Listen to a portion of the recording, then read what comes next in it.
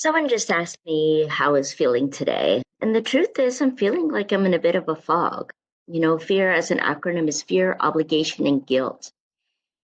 And that's what I find holds me back sometimes when I'm trying to gain momentum. I'm feeling inspired and I want to follow those ideas. I want to have that space that I need to create all of this inner conflict and this inner pressure within inside of us.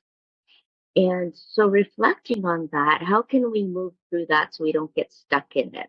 How do we move through it so we don't get stuck in the emotionality of that frustration, of the resentment or the overwhelm? Recently, someone was asking too about how to navigate their to do list, which seems to be having more added on to it than what's being checked off on it. And really, what this all comes down to is being able to connect within, to face externally, but stay internal. Stay inside yourself so that you are grounded in who you truly are and realign with your inner visionary so that you stay open to the possibilities.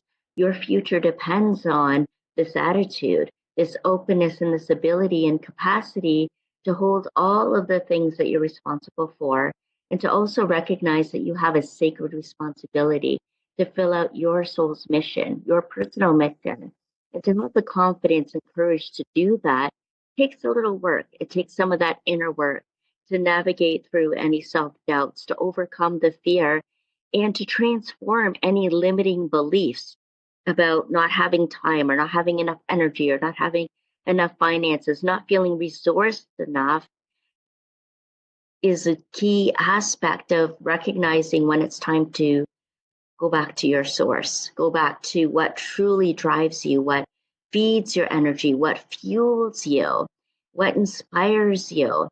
And to be inspiring, we need to feel inspired.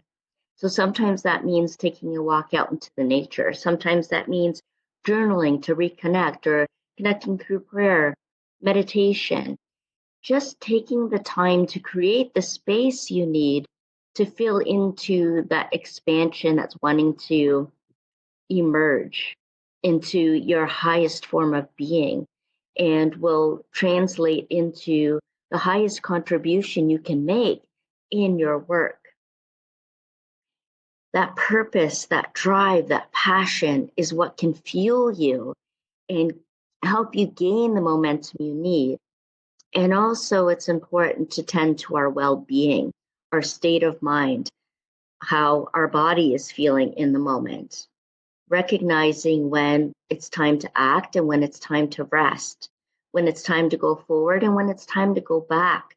There's an art to the mystical timing that takes us through what's most important to you right now, deciding what aligns with your values and what's going to make the biggest difference to the time you do have here on earth. So you can spend time dwelling in that resentment and the overwhelm and the fear and the obligation and the guilt, or you can be aware of it, not judge it, and separate yourself from any attachment to what you should do or shouldn't do, or how you should be or shouldn't be. And without any judgment, being able to step into that place of harmony within. And so I invite you to take some time today to recognize where the value conflicts are, right? Where there's that conflict between what you need to do, have to do, and want to do. And maybe there's actually something in those obligations that you have, those responsibilities that you have, that you can respond to differently.